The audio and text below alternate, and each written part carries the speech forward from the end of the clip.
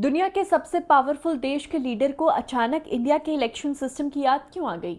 Donald Trump ने America के voting system की कमियां गिनवाते हुए इंडियन वोटर आईडी और प्रोसेस की तारीफ की है। लेकिन इस तारीफ के पीछे का असल मकसद क्या है, आइए जानते हैं।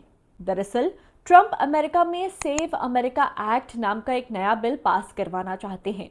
इस बिल को जस्टिफाई करने के लिए उन्होंने बताया कि इंडिया में पिछले जनरल इलेक्शंस में लगभग 64 करोड़ लोगों ने वोट किया, जिसमें से 99% से ज्यादा लोगों ने वैलिड फोटो आईडी दिखाकर पर्सनली वोट डाला, जबकि यूएस में मेल इन वोटिंग और सेल्फ अटेस्टेशन जैसे तरीके चलते हैं। इस सेफ अमेरिका एक्ट बिल के 3 मेन रूल्स हैं। पहला, रजिस्ट्रेशन के वक्त बर्थ सर्टिफिकेट या पासपोर्ट दिखाना जरूरी होगा। दूसरा, वोट डालने के लिए nation wide photo ID compulsory होगी। और तीसरा ये कि मेल या पोस्टल बैलेट पर रेस्ट्रिक्शन लगाए जाएंगे। देखो, दोनों देशों का इलेक्शन सिस्टम एक दूसरे से काफी अलग है।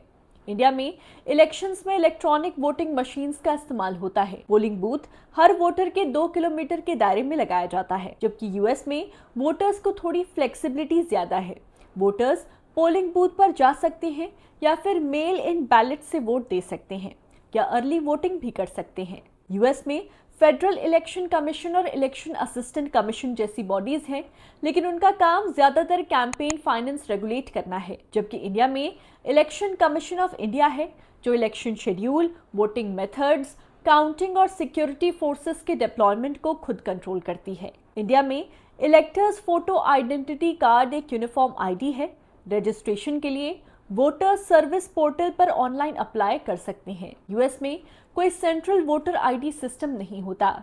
यूएस कॉन्स्टिट्यूशन के मुताबिक इलेक्शंस मैनेज करने और वोटिंग रूल्स बनाने का अधिकार इंडिविजुअल स्टेट्स के पास है।